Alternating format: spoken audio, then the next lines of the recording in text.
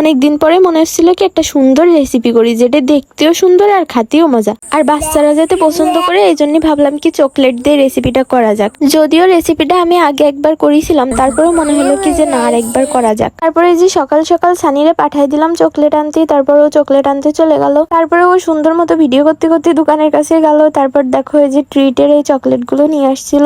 নিয়ে আসার পরে হলো আমি এটা ফ্রিজে রেখে দিয়েছিলাম, যেহেতু ভিডিওটা বিকেলে বানাবো। আর কালকে রেসিপিটা করতে যে আগুনের তাপে আর গরমে আমাদের জীবন পুরো শেষ হয়ে গেছে। তারপরে ওই যে বিকেল বেলা চলে আসলাম, এই যে একটু পানি দিয়ে দিছি, তার মধ্যে দিয়ে দিছি একটু ফুড কালার, যাতে সুন্দর একটু কালার হয়। এটা দিয়ে সুন্দর মতো নাড়াচাড়া করে নিছি। যখন এই ফুড কালারটা পানির মধ্যে ভালো মতো মিশে যাবে, তারপর পানিটা গরম হয়ে যাবে, তখন এর মধ্যে দিয়ে দিব চালের গুঁড়ো, দিয়ে ভালো মতো নাড়াচাড়া করে নিতে হবে।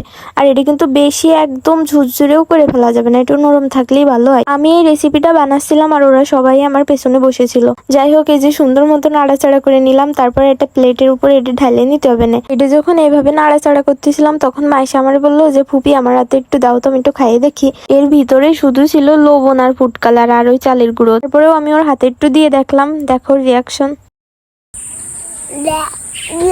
যাই হোক, এই দেখো এবার উঠে চলে গেল। এখন একটা প্লেটের মধ্যে সবগুলো উঠিয়ে নিলাম, নিয়ে সুন্দর মতো ডো বানাই নিতে। আর এই ডোটা ভালো মতো মাখায় না নিলে কিন্তু ফাইটে যেতে পারে। তারপরে দেখো আমি সবগুলো সুন্দর মতো বানাই নিছি। আর এখানে মাইশা বলতেছিল যে ফুপি আমার কাছে দাও, আমি একটু বানাই। তারপর আমি ওর হাতে একটু ডো দিলাম। তারপর দেখি কি ভালোই বানাচ্ছে, বানানোর চেষ্টা করতেছে, এই তো অনেক। তারপর আমাকে বারবার দেখাচ্ছিল যে দেখো ফুপি হয়েছে কিনা।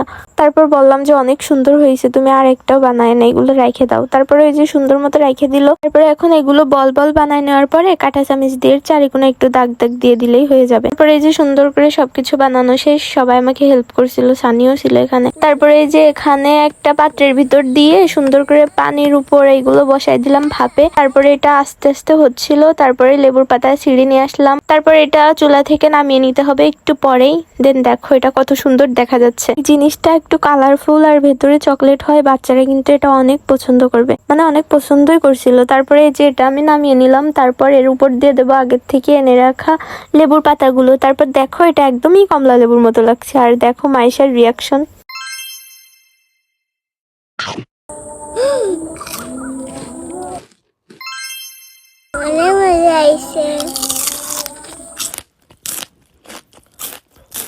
আসলে এটা অনেক মজা হয়েছিল আর সবাই এত পছন্দ করেছিল যে লাস্টে যখন অল্প একটু ছিল, তখন সানিয়ার মায়ের সাথে এটা নিয়ে মারামারি শুরু করে দিল। তো যাই হোক, এই ছিল আজকের ভিডিও। তোমরা চাইলে রেসিপিটা কিন্তু বাচ্চাদের বানাই খাওয়াতে পারো। আর টিকটক থেকে আমার ভিডিওটা দেখলে আমার ফেসবুক পেজটা ফলো করে দিও। আজকের মতো চলে যাচ্ছি, দেখা হবে আবার নতুন কোনো ভিডিও নিয়ে। ততক্ষণ পর্যন্ত তোমরা সবাই ভালো থাকবা। আল্লাহ হাফেজ।